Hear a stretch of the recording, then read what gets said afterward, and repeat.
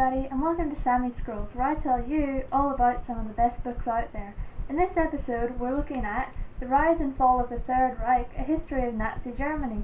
Title's a bit of a mouthful. I love history, I always have, and World War II is one of those points in history that absolutely fascinates me. How did someone get to power and command such atrocities to be committed completely unchecked? Why did nobody stop him? Did anyone try? How could this happen right under people's noses, and could it happen again? This book is great for answering all of those questions and a heap more, and the author actually does it in a really unbiased way. Rather than write a book filled with Hitler hate, he actually writes mostly about the history as he saw it. Being in the area at the time, he was privy to all sorts of conversations that went completely unrecorded and saw things that most of the people at the time just didn't think to mention. Although it's clear that he has a distaste for the Nazi leader, he leaves his opinions out for the most part and focuses on the who, what, when, where and why. Usually I'm just drawn to survival stories, but this book still kept me interested. I had only a very basic understanding of the events beforehand, and this book clarified exactly what happened and how it went on to lead to the atrocities that we know World War II to be now. I think this would be a great book for someone that's just starting out on the history of World War II, or someone that's just interested in Nazi Germany and doesn't really know where to start learning. It's really great to give you a solid foundation, but one thing that did bug me was it's very jumpy.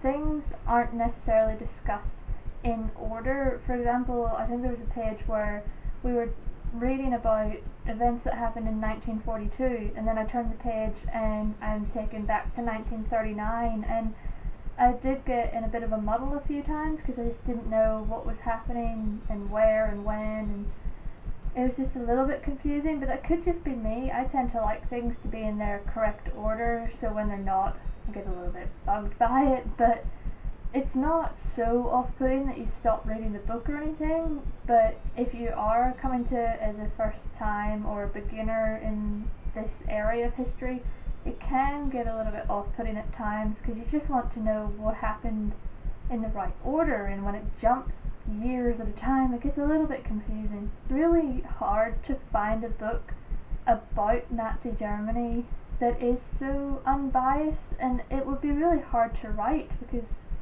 I mean, consider what you're writing about.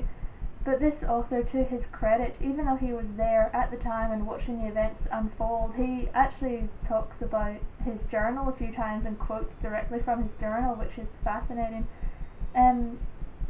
He does manage to keep his opinion out a lot of the time, and so you are getting this picture of Germany and Europe as it was at the time, as opposed to another book about how awful Hitler was. I mean, we know that. So to see Hitler's story and the story of the 1,000-year Third Reich presented just as it happened, as people were seeing it, really helps you to understand how this could slip by. And yeah, it's just nice to, well, it's not nice to read about this topic obviously, but it's nice to read a book about it where you're not being bombarded with how awful he was, and you are just being presented with the facts in a, it's not quite conversational, but it's a more relaxed manner, and it's real, like you're reading it, and it doesn't always feel like you're reading a history book or anything. It's just a guy telling you what happened, what he saw. I'd like to thank my friend Sharon for putting me on to this book. It was well worth reading, and if you've got a book that you think I'd enjoy as well, please let me know. But thank you so much for watching. Take care until I see you next time. Bye!